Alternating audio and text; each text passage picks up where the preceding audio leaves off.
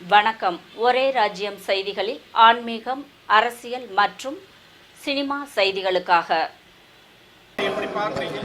முதலாவது ஹேமா கமிட்டி 2017 சிஎம்கிட்ட சொல்லி ஒரு கமிட்டி ஃபார்ம் பண்ணி ரிட்டையர்ட் ஜட்ஜ் ஹேமா கமிட்டியில் போட்டிருக்காங்க. சாரதா உறுப்பினர், பிரின்சிபல் செக்ரட்டரி, ஒரு சீனியர் பிரின்சிபல் செக்ரட்டரி ரிட்டையர்டை வச்சு ஒரு கமிட்டி போட்டு அந்த கமிட்டி ஆராய்ந்து அந்த பெண்களுக்கு உள்ள பாதிப்புகளெல்லாம் ஆராய வேண்டும் என்ற அடிப்படையில் அந்த ஹேமா கமிட்டி உருவாக்கப்பட்டிருக்கிறார்.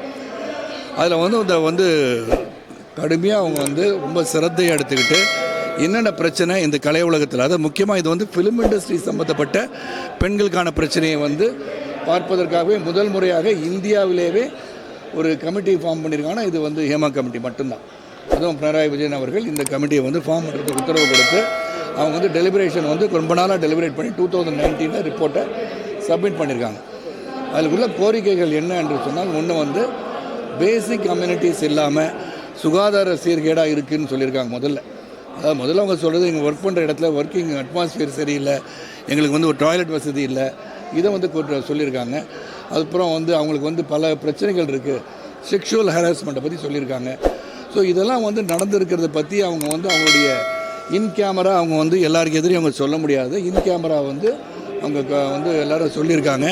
சில ரொம்ப பர்சனலாக இருந்துச்சுன்னா நேரடியாக தனிப்பட்ட முறையில் தனிநபரோடு உட்காந்து ஹேமா கமிட்டியில் அவங்களாம் உட்காந்து கேட்டிருக்காங்க. அதன் அடிப்படையில் அவங்க என்ன சொல்கிறாங்கன்னா, அது யாரையும் ஷேம் பண்ணுறதுக்கோ யாரையும் அவதூறு சொல்வதற்கோ அவங்க எந்த விதத்தையும் பேரை மென்ஷன் பண்ணி அவங்க ஒன்றும் சொல்லலை. இந்த மாதிரி நடைபெறுவது உறுதியாக இருக்கிறது.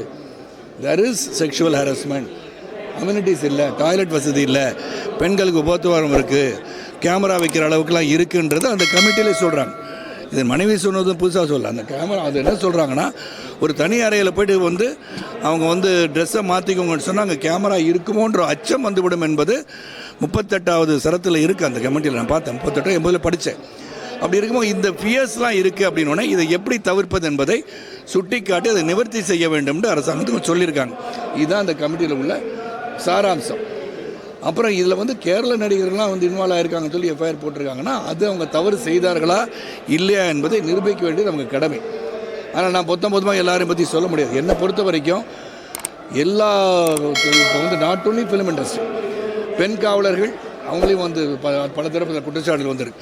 பல இடங்கள் இப்போ நிர்பயா கொலையாக இருக்கட்டும், இப்போ கல்கட்டாவில் நடந்த சம்பவமாக இருக்கட்டும், இது எல்லா இடத்துலையும் டாக்டரோட சம்பவம் எல்லாமே ஏதோ ஒரு விதத்தில் ஏதோ ஒரு சூழ்நிலையில் இதெல்லாம் நடக்குது. அது காரணம் என்னன்னு சொன்னால், எனக்கு எம்ஜிஆரின் பாடல் தான் வரிகள் ஞாபகம் வருது.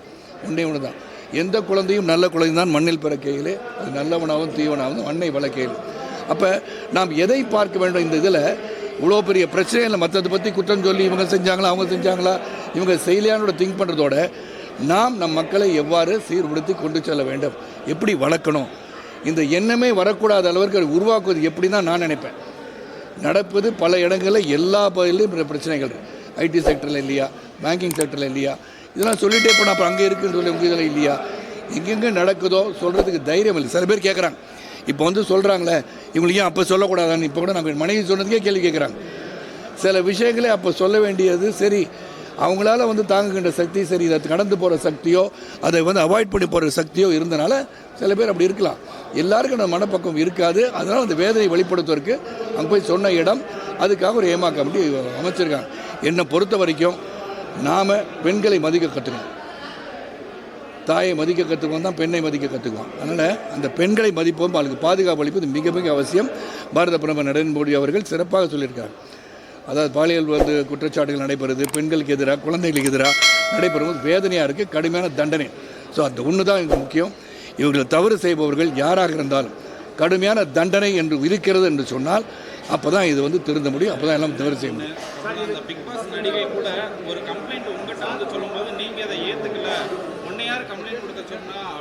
யார்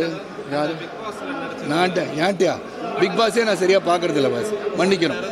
அது பிக் பாஸ்லேருந்து சொன்னவங்க என்கிட்ட சொன்னதாக எனக்கு தெரியல. என்கிட்ட கம்ப்ளைண்ட் நடிகர் சங்கத்தில் நான் இல்லை, நான் ஃபர்ஸ்ட் ஆஃப் ஆல் நடிகர் சங்க உறுப்பினரும் இல்லை. என்கிட்ட யாரும் குற்றச்சாட்டு சொல்ல போகிறதில்லை. அதனால் என்கிட்ட எந்த குற்றச்சாட்டு வந்தாலும் அது எந்த தரப்புப்பட்ட குற்றச்சாட்டு தான், யார் எந்த ஒரு பிரச்சனையை எடுத்துகிட்டு என்கிட்ட கொடுத்தா நெக்ஸ்ட் மினிட் அதை பற்றி நான் பார்க்குறவனா. நான் ஒரு சாதாரண தலைவன் கிடையாது.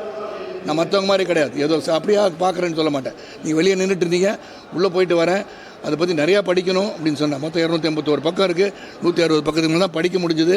இருந்தாலும் அது சாராம்சம் புரிந்து கொண்டேன். இந்த வரேன்ட்டு வந்தேன், நிற்க சொன்னீங்க, நின்ன பொறுப்பாக பதில் சொல்கிறேன். இதுதான் என்னுடைய கதை. சார், நடிகை ஷர்மிளா வந்து தமிழ் திரையுலகத்தில் வந்து விசால்ட்டையும் கார்த்திகையும் சொன்னால் அந்த மாதிரியான விஷயங்கள்லாம் நடக்காது, நடவடிக்கை உடனே எடுப்பாங்கன்ற மாதிரி நடிகை ஷர்மிளா சொல்லியிருக்காங்க.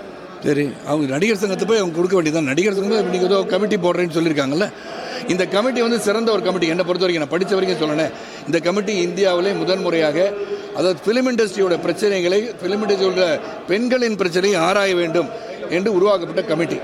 இது தொடர்ந்து எல்லா இடத்துலையும் எல்லா பக்கமும் கமிட்டி என்று வேணும். இந்த கமிட்டி என்பது வெறும் வந்து கண்துடைப்பான கமிட்டியாக இருக்கக்கூடாது.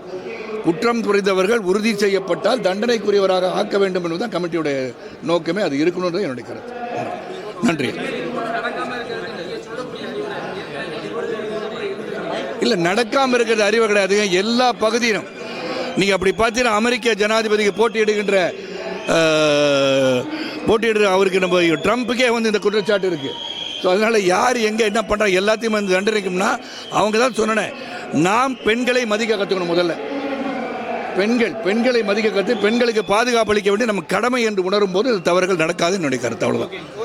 நன்றி. இத்துடன் ஒரே ராஜ்யம் செய்திகள் நிறைவடைந்தது.